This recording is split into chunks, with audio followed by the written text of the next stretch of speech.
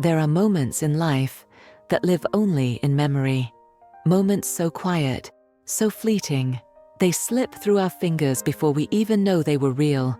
This is one of those moments.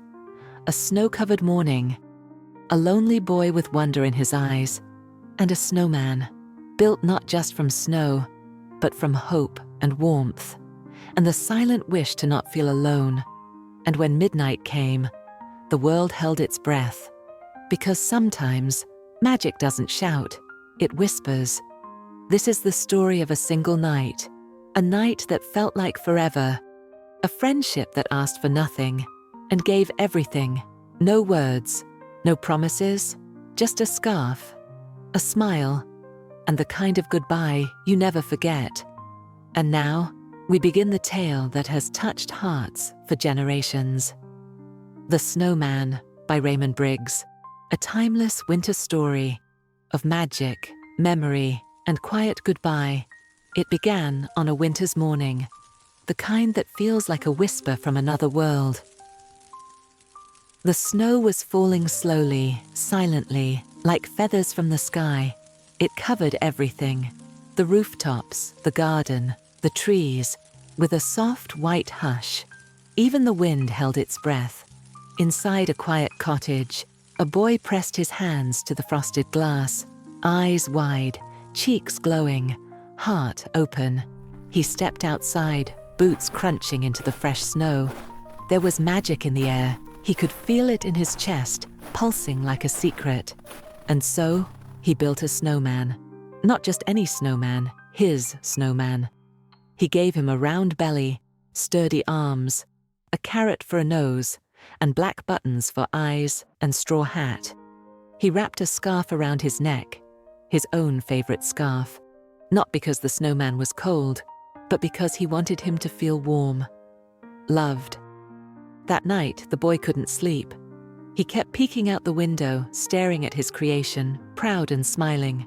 The snowman stood under the moonlight, silent, still, perfect. But something changed. Midnight came. The house was quiet. A breeze stirred the curtains.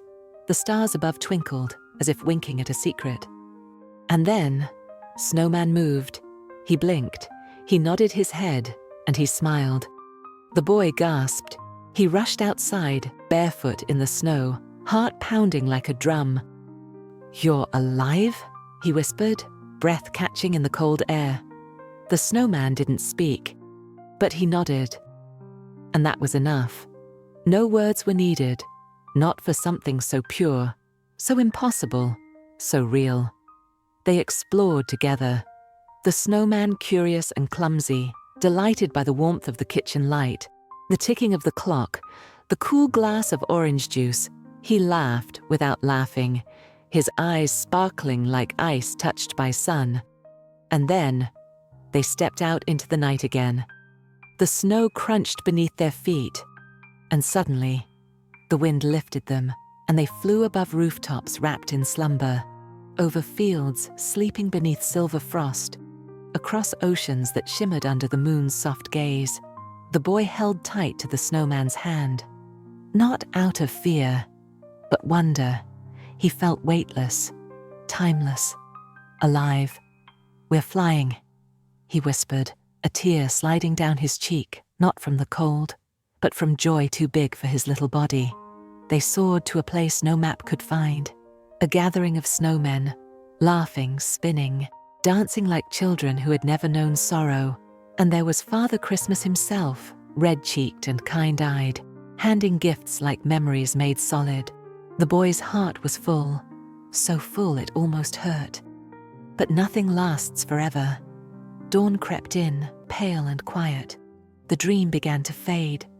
The boy awoke, wrapped in warmth, but something inside him felt suddenly cold. He rushed outside, his slippers soaked with snow. He looked to the garden, and he froze. The snowman, his snowman, was gone, melted. Nothing left but a small puddle, a scarf, 3 buttons, straw hat, and silence. No footprints, no goodbye, just stillness. He stood there, trembling, staring at the place where magic had lived. Tears filled his eyes, but he didn't cry, because he understood something. Something that only children and dreams can understand. Some things are too beautiful to last. Some moments are gifts.